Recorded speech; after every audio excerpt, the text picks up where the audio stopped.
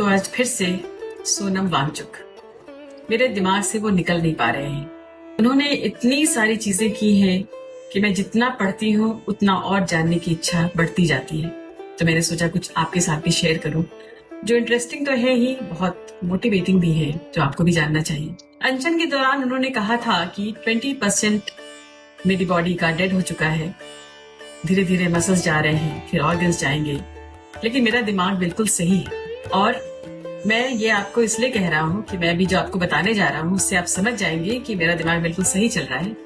और उन्होंने बताया कि हमारे देश की सरकारें 3 बार गिरी प्याज की कीमत की वजह से। प्याज की कीमत सरकार गिरा देती है, और बच्चों की कीमत का क्या? वो क्या कौड़ी की मोल भी नहीं है? उनकी जाने जा रही हैं, आप कैसे खामोश बैठे? कोई तो जागे। तो वो जागने का काम वांगचुक ने किया है, और वो आपको जगा रहे हैं। आप भी जागिए।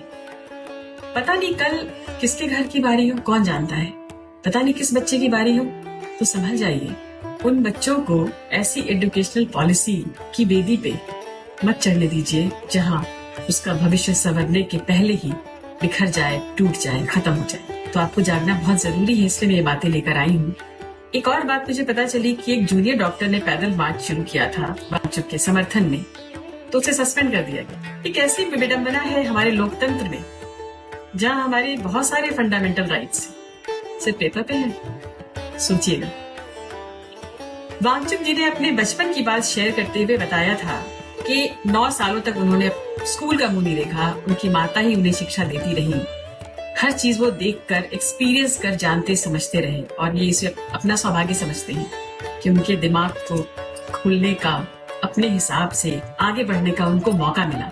और इंजीनियरिंग के दौरान अपने बैचमेट से वो कहा करते थे कि ये जो तुम लीफ, शूट वगैरह वगैरह पढ़ रहे हो, ये सब तो मैंने खुद देखा है किसानों के साथ खेत में काम करते हुए। मैंने जाना है कि चीजें कैसे होती हैं। और मार्क ट्वेन का एग्जाम्पल देते हुए उन्होंने कहा, I have never let my schooling interfere with my education. कितनी बड़ी बात कही है उन्होंने। और 3 इडियट्स में हमने भी देखी थी वो चीजें। और उन्होंने हंसते हुए बताया था कि जब वे 9 साल की उम्र में स्कूल में पहुंचे तो उन्हें लद्दाखी भाषा के अलावा कुछ आता नहीं था। मैथ्स, साइंस वगैरह वगैरह ये सब्जेक्ट्स होते हैं, हमें कुछ पता नहीं था इसका। और टीचर्स भी बहुत इनसेंसिटिव। उनको समझना चाहिए था कि बच्चा गांव से आ रहा है, इसने कभी किताब नहीं देखी, इसने स्कूल नहीं देखा।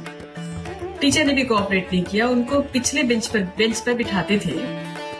और ये हंसते हुए बताते हैं कि मुझे पिछले बेंच पर बिठाने का क्या कारण था? मुझे जब कुछ नहीं आता था तो उन्हें तो अगले बेंच पर मुझे बिठाना चाहिए था। तो ये बैक बेंचर्स के लिए बहुत बड़ा क्वेश्चन है। ये हमेशा से होता आया है कि बैक बेंचर्स जो पढ़ने में इंटरेस्ट नहीं लेते हैं, उनको वहां बिठाया जाता है, तो उनको फ्रंट बेंच पे बिठाना चाहिए। तो उनकी ये शिकायत रही कि टीचर्स ने कोऑपरेट नहीं किया। और टीचर्स के लिए भी ये बहुत बड़ी सीख है कि उन्हें ऐसे बच्चों पर ध्यान देना चाहिए जो नहीं समझ पा रहे हैं। क्यों नहीं समझ पा रहे हैं? उनका इंटरेस्ट क्या है, उनका कैलिबर किस तरह का, उनका पोटेंशियल कैसा है, उस पर ध्यान देते हुए अगर हमारी एजुकेशनल पॉलिसी हो तो शायद बहुत सुधार आ जाए, हमारे देश का भी और बच्चों का भी। उन्होंने ये भी बताया कि लद्दाखी भाषा के अलावा उन्हें कोई भाषा पहले नहीं आती थी, पर अब उन्हें 9-10 भाषाएं आती हैं। और उनका ये कहना है कि अगर अपनी मातृभाषा पर आपका कमांड है तो आप कई भाषाएं सीख सकते हैं। उन्होंने इस तरह की बहुत सारी बातें बताई हैं, बहुत सारी बातें शेयर की हैं जो हमें जाननी चाहिए। और एक और उनका प्लान है विंटर टूरिज्म इन लद्दाख।